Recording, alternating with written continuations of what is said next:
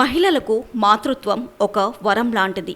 కానీ కొంతమందికి ఇది తీరని కలగానే మిగిలిపోతుంది. ప్రైవేట్ ఐవీఎఫ్ క్లినిక్లలో చికిత్స పొందాలంటే లక్షల్లో ఫీజు చెల్లించాలి. ఈ నేపథ్యంలో కేజీహెచ్లో ఇటువంటి సేవలు అందుబాటులోకి రావడం విశేషం.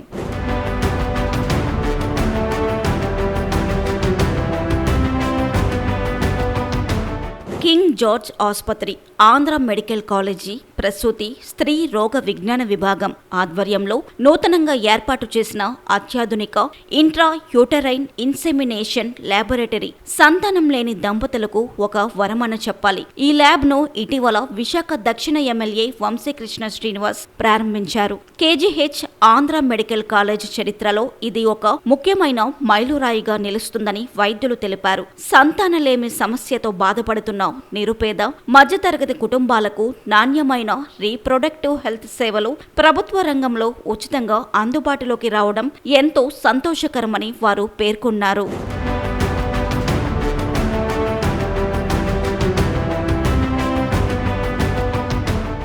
సంతానలేమి సమస్య ప్రస్తుతం ప్రపంచవ్యాప్తంగా ప్రతి 6 ఒకరిని బాధిస్తుంది.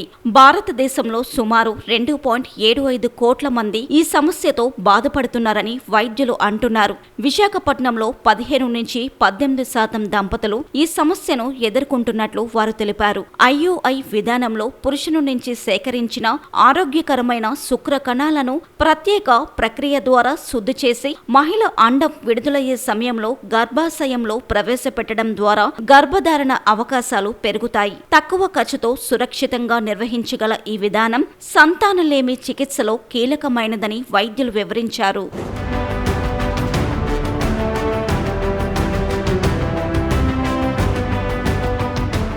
ఈ అత్యాధునిక ల్యాబ్ ఏర్పాటుకు అవసరమైన పరికరాలు, మౌలిక సదుపాయాలను ఆమ్కోస ప్రతినిధులు సామాజిక బాధ్యతగా విరాళంగా అందించడం అభినందనీయమని వైద్యులు ధన్యవాదాలు తెలిపారు.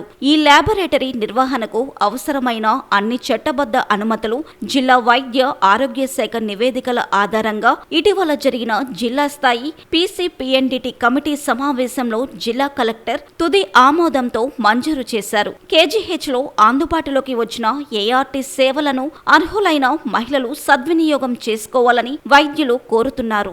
ఇక్కడ king George hospital OBG department లో లెవెల్ 1 ఏఆర్టీ సెంటర్ మొదలెట్టడం జరిగింది. ఏఆర్టీ అంటే ఆర్టిఫిషియల్ రీప్రొడక్షన్ టెక్నాలజీ. అంటే ఎవరికైనా పిల్లలు కలగలేని కపుల్స్ ఉంటారు కదా, వాళ్ళలో చాలా రీజన్స్ ఏదైనా ఉండుండొచ్చు. ఫస్ట్ ఆ రీజన్స్ అన్ని ఇన్వెస్టిగేట్ చేసి అవసరమైన వాళ్ళకి ఆర్టిఫిషియల్ రీప్రొడక్షన్ టెక్నాలజీ ద్వారా వాళ్ళు కన్సీవ్ అవ్వడానికి హెల్ప్ చేయడం. అది ఇప్పుడు ఆర్టిఫిషియల్ రీప్రొడక్షన్ టెక్నాలజీలో మనం ఫస్ట్ లెవెల్ అంటే కనుక దాన్ని ఇంట్రా యూట్రైన్ ఇన్సెమినేషన్ అంటాం.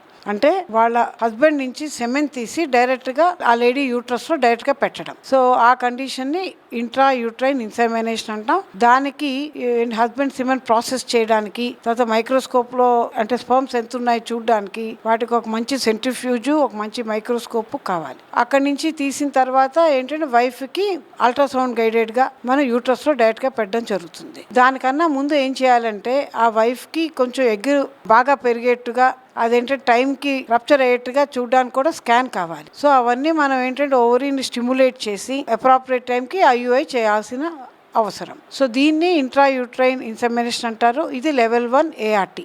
సో దానికి మన old students of Andhra medical college who are residing in America వాళ్ళని ఆమ్కానా అంటారు. Andhra medical college alumnus of North America. So వాళ్ళని మేము రిక్వెస్ట్ చేసిన మేట వాళ్ళు దర్దాపుగా 2 లక్షల సెంట్రిఫ్యూజ్ కానీ, రిఫ్రిజిరేటర్ ఒకటి, ఇంకొకటి మైక్రోస్కోప్ ఒకటి, ఈ 3 వాళ్ళు డొనేట్ చేయడం జరిగింది.